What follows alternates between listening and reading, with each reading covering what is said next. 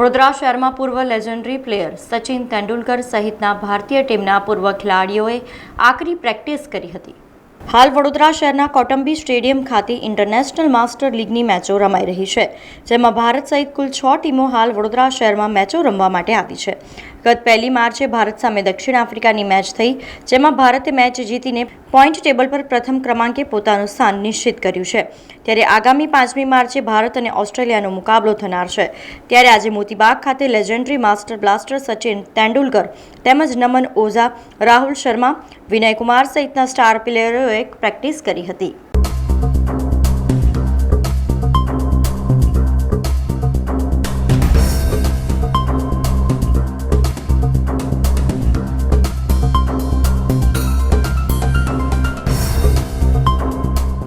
સમાચારોના સતત અપડેટ માટે TNN ન્યૂઝને YouTube પર સબસ્ક્રાઇબ કરી બેલ આઇકોન પ્રેસ કરો અને અમારી સાથે જોડાયેલા રહો Facebook, Instagram અને Twitter ઉપર।